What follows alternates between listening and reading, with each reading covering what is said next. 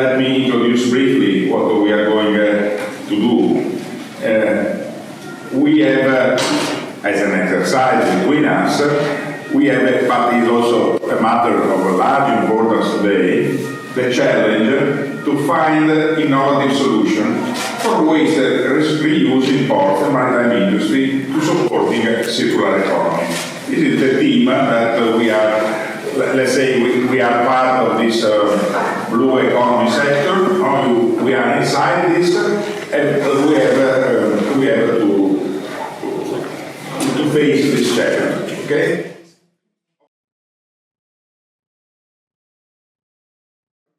This section will be the practical application of what will be what I showed before, but the fundamental and is to understand the key sustainability principle driving environmental resilience in maritime sector.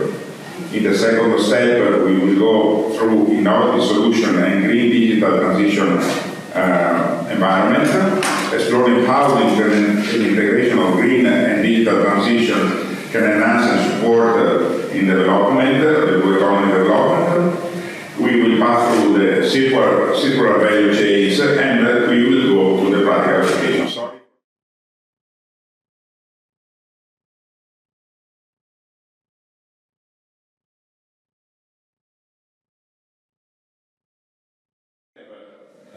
Four modules in this 1 hour and a half that we stay together. The first will be some thematic tables which last 20 minutes. Then you will receive some provoking questions, and so on this marine sustainability challenge and technological opportunities. And the third module is knowledge exchange for diverse perspective.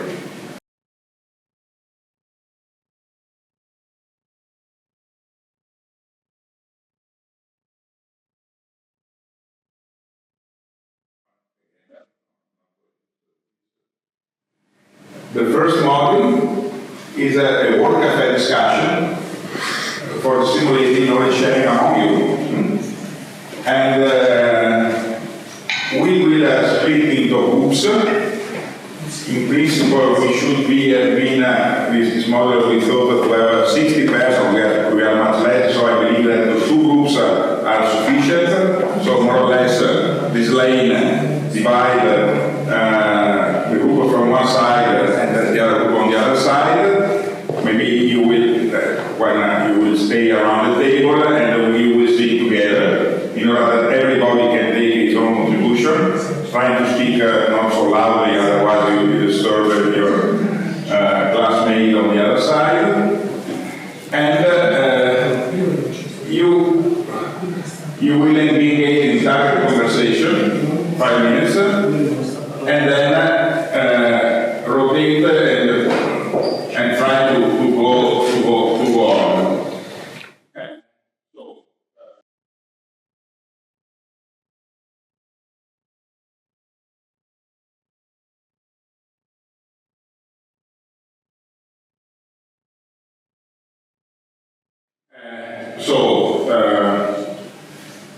These thematic groups should have been 4, but actually we are less than foreseen people. We will take on my left, you will be, the discussion will be around this, what represents sustainable practice in blue economy sectors. You may decide which sector you wish. While here you will share among you, if you have some success story, to say, okay, in this, I think that I know this is sustainable initiative in the blue sector, whatever, no? And I would like to put that to the other and to share, you start sharing this. We will have this very fast, so you cannot speak for 15 minutes each, but very fast discussion among you. And then we will change the objective, and we will take the other topics, the 3 3 and 4. So you will speak about the 3. How can innovation improve maritime and coastal sustainability? And you will speak on the 4 about which cultural change is needed to promote sustainability. We will select among you one person which to be the moderator, and so also the reporter and the others, because after this discussion you will report to the other. So please.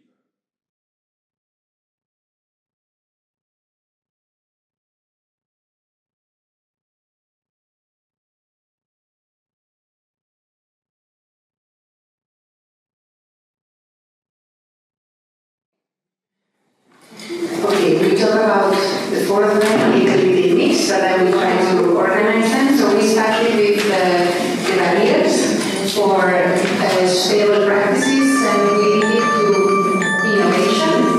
So we were talking about potential barriers for innovation. We started talking about the fear for innovation, that some of the blue economy sectors are very conservative, traditional, they are used to do things in a similar way, so when they really want to innovate over sustainable practices, they cannot have this fear because of the risks attached to those innovations, because there is no funding seed, insurance things so startups really face it hard to bring new ideas into these new blue economy sectors, because we also have seen some lack of data, information, uncertainty in the maritime sectors related to cost. So we really also need to show that some of these solutions are win-win solutions. So really do some kind of ocean literacy for these conservative sectors so that they can really change this mindset they are having.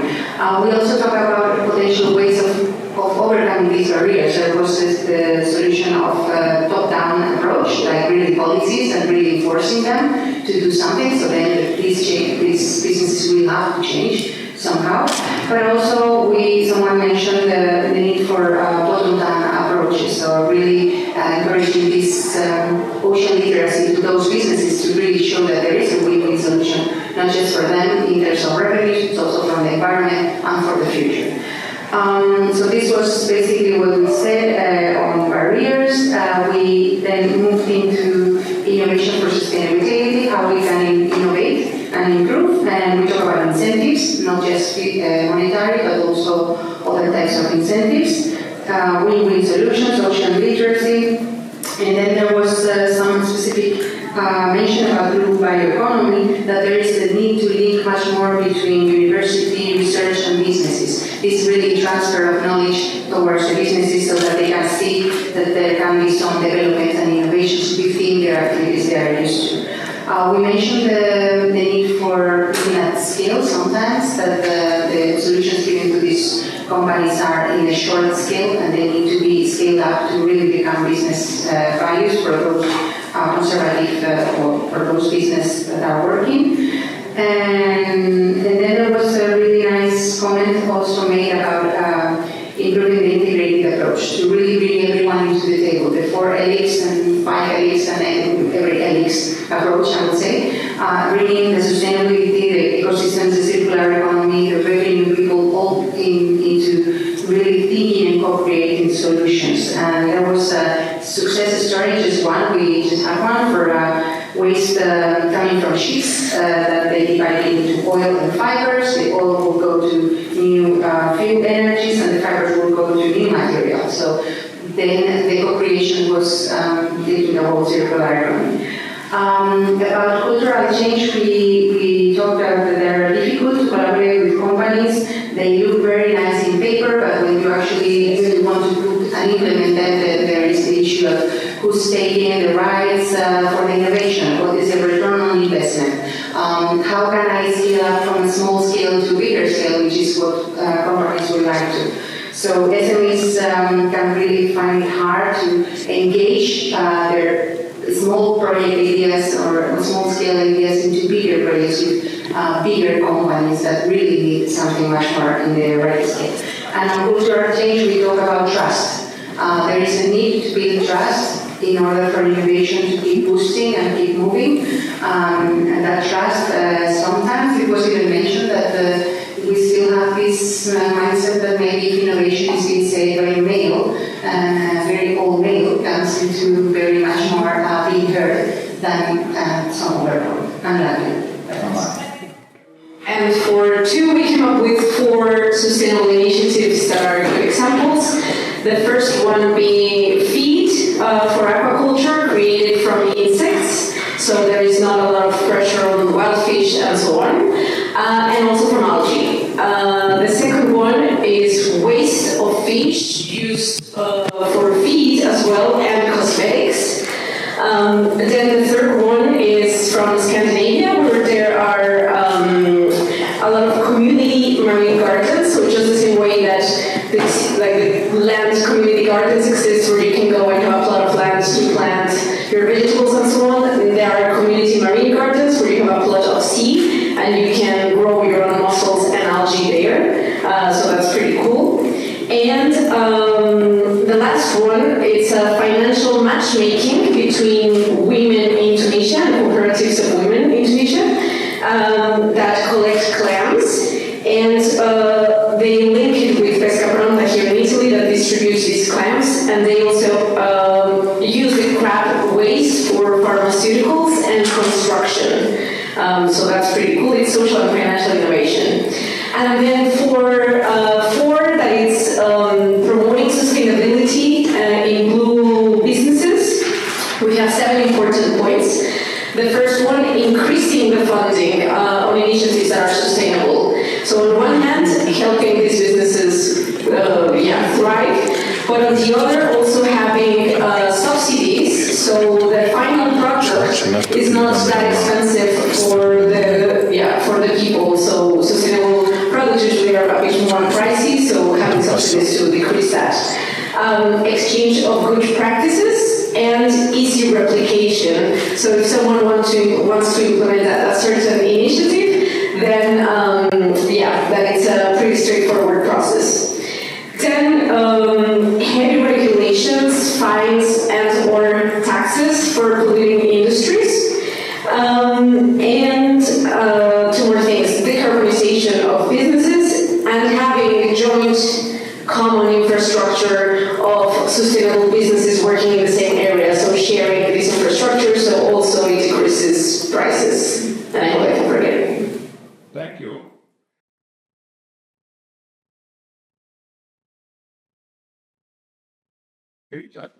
So now we are passing through to the second module, which is innovation solution and green digital transition. So I will give you a challenge, a focus on this transition, and we will have this brainstorming of new ideas also, so not only based on some innovative, sustainable solution to address the challenge given to the group. And then the group will present this solution.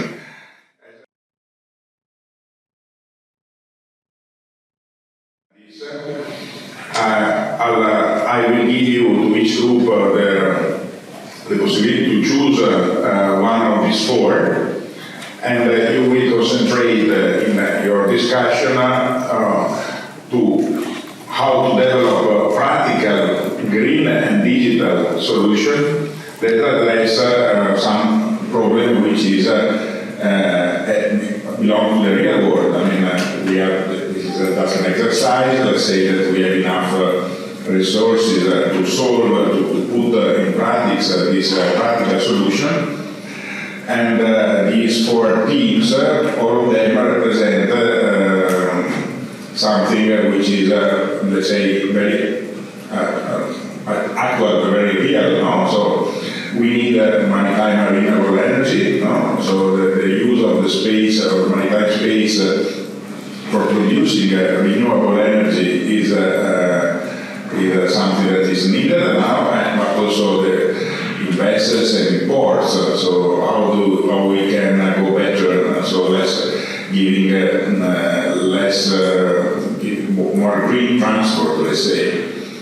Concerning the smart plastic reduction, so we have the plastic now is worldwide a well-known problem, which everything coming from the land going to the sea. There is the sea is the final destination of all the plastic that we are using in our sea. The third, that we have, we know that also the ports are important hub of emissions, so we have to reduce this greenhouse emission of ports and enhancing port efficiency with digital strategies, no? And the digital also goes into the so-called big data world for try to help the fishing of the future to be more sustainable, and ecosystem conservation are some strategy which can be take use of this large amount of data and new instruments like artificial intelligence and so on.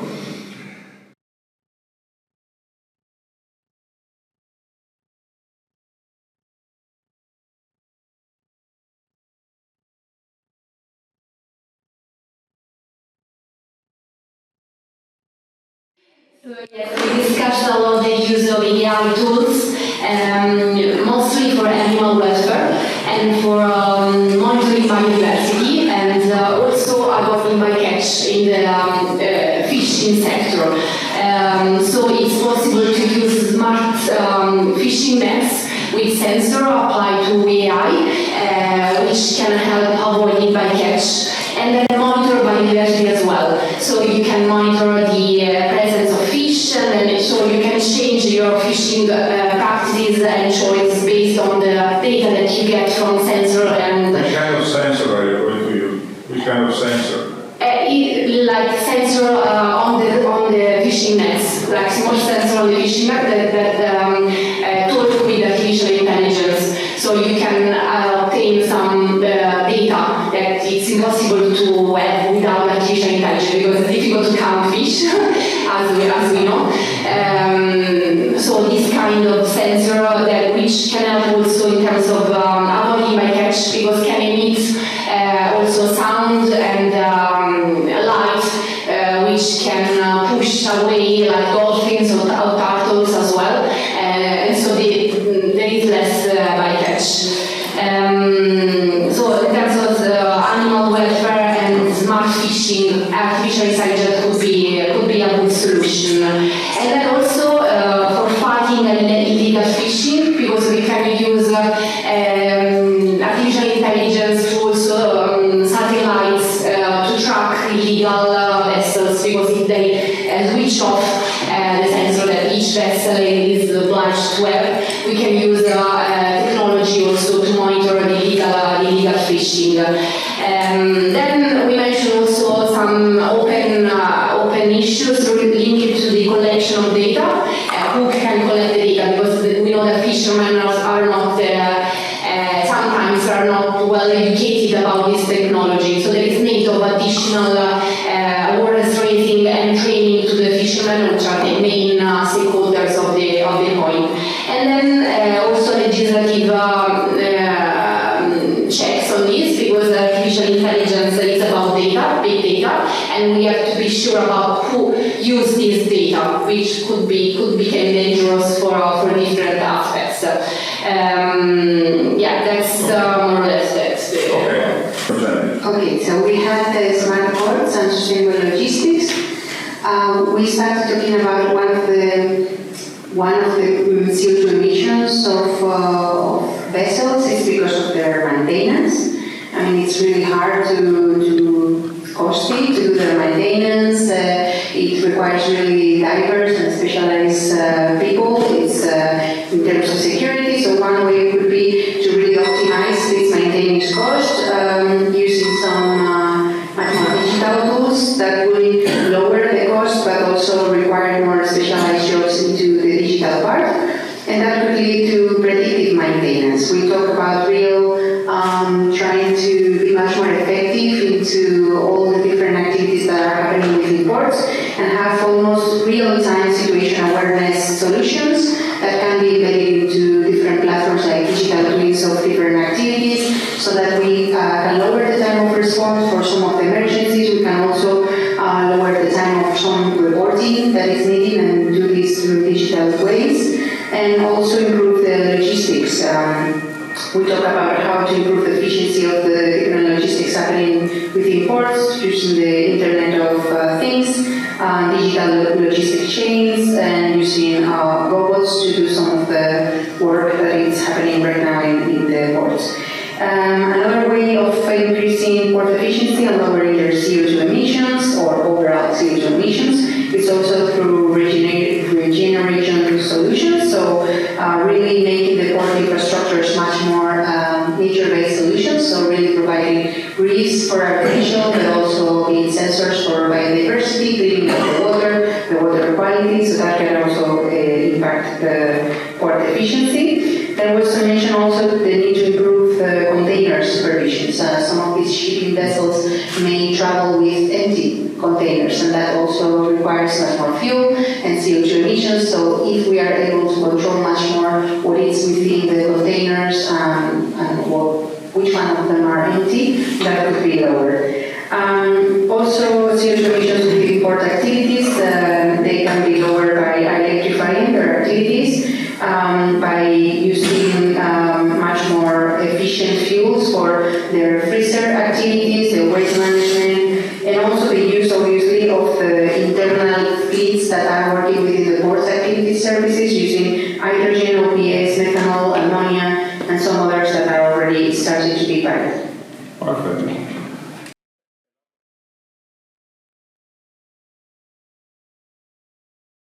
So I would like now to engage you in the next last discussion, which will be different from this. Will be a role game. So you we divide in four, so we split the groups into two, and so each of these small group will try to act as with the role of one single person, and we have to discuss among us, among you, I will be just the moderator, for solving that easy problem, no? Circular economy and industrial symbiosis.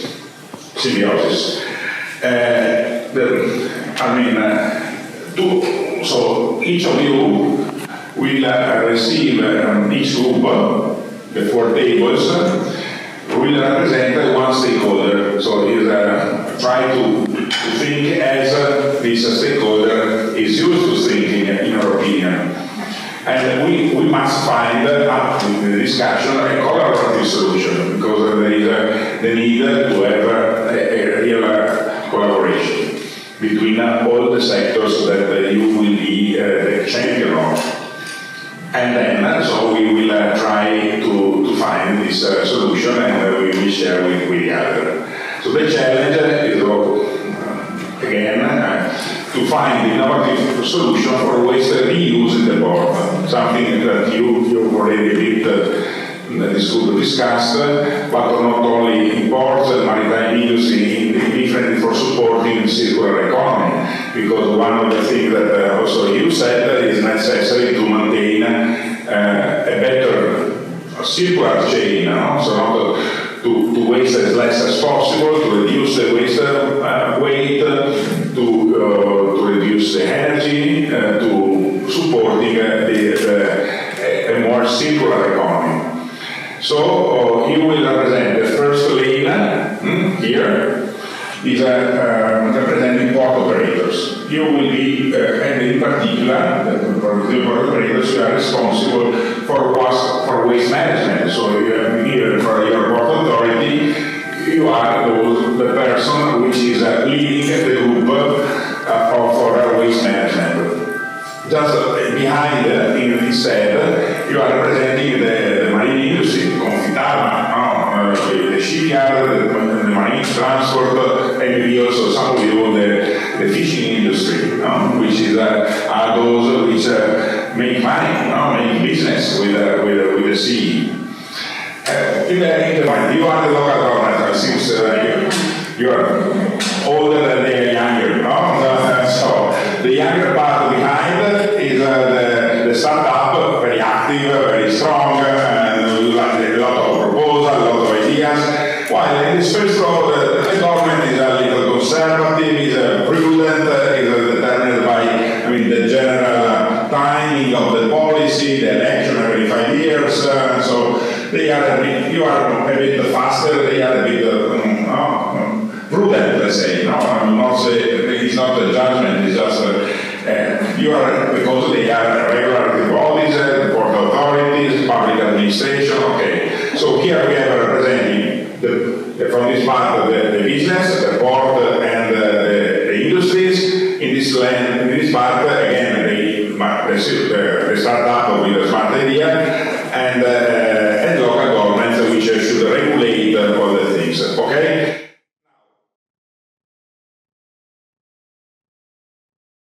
Which would like to start to propose something for this challenge. So, which is the idea of the port operators? How do you behave in your port for waste management?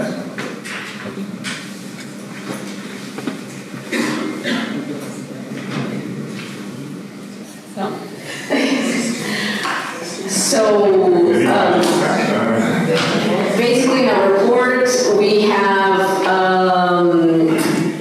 all the different waste bins where we collect what comes from the ships and we separate according to the type of material, but then it gets very expensive to do something with it and transport this elsewhere, and it's also very expensive for some smaller scale fishers to bring this waste to land, so sometimes they just drop it in the ocean and we need to solve this.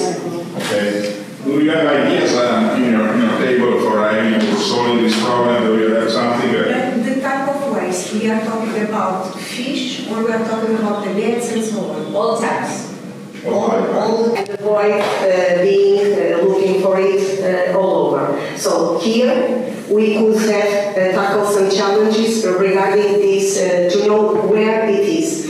For the fish, for the organisms, for the biological resource, I don't know if you have any idea on this that you want to share, but for example, to avoid this, only have this implemented as a regular way in terms of who manage this, I would say the ports or not only, but have it in a sustainable way and also have people to watch inside the boats that are in the fisheries and so on to understand and to control what is being done. In this point, I don't know if you have some experience that you want to share. My idea. Okay. Do you have an idea? But with your company, you have an idea. No. You can add social actors, because I think we big women and men also is the key also actor in the port. And we, in my experience, I think the changement comes from society, from social action, because the port is not the government, it's not company, but is also the fishermen and also the means, and this person can change the mortality in the sport, and this is a social innovation, and we can to change her mortality and after to advocate the government to create legal or political waste rules in ports.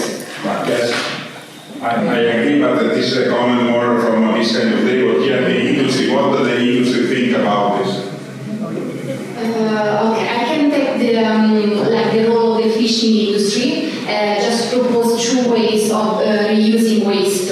So from the fishing industry point of view, one could be the recycling of fishing gear and to sell it to the 3D printing industries, just to receive money and then to generate new plastic products with recycled plastic from the ocean. So you can save from the ocean some material, some plastics. Then the second solution, you can use fish waste, so organic, for biofuel, which can be used to fuel your vessel. Two solutions to reduce waste. You have a sport authority, then we will pass to the government. I'd like to know if there is a legislative framework which allows this kind of things. Just as sport operator, we've realized that bringing all the nets on board, like we thought about the recycling and we thought about the biofuel, but the problem is really cleaning the nets, and it's very difficult to leave them ready for this. So we are having an accumulation of nets in our ports, and we need to solve this. We have any rules for coping with this problem, so we can take what is considered the net, is it considered waste, or is it considered something, a special waste? Do you have an idea? You govern? What to do? We never know. You don't know. We have so many regulations, the urban agenda, the city, yes, things come to us, but we don't know what to do, so we need startups. So startups to tackle this challenge. First, we would like in the ports to have the containers by themselves with eco-design, so that one is for nets, the one is for the different material, to have a first approach to separate the problem that the ports face. So they have the different containers to put the waste. And then is again to have a value chain or the distribution chain for what comes from the ocean until goes to someone that has the polymer that needs to put in the process. And so from these containers, we will have another startup that will take this and we will have this job, and we are talking about biological material that are in the nets and so on, and glass and so on, to separate it and start to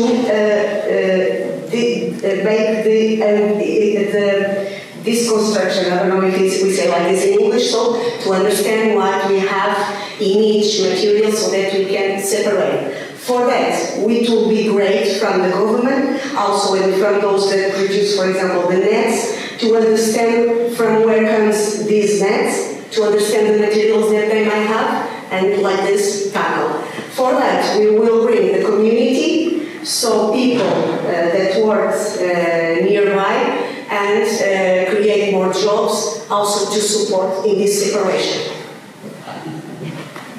I love this idea, but as a government, I have a question. So on these containers, everything looks amazing, but who's going to manage that? Is the port authority to that? We don't have any problems.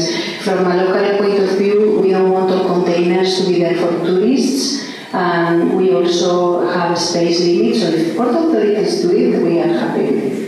Okay, for that, we can account with the designers that will make it in a catchy way, so that it is nice to have in the ports.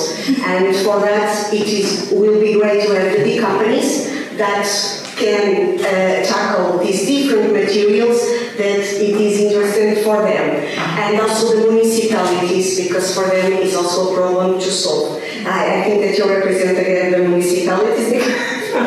But for the industry, maybe we can understand if they have interest in take these solutions, so in circular economy in the process, and so they can have here some support and interest to have the containers and then be at the end of this value chain taking the materials that you may need.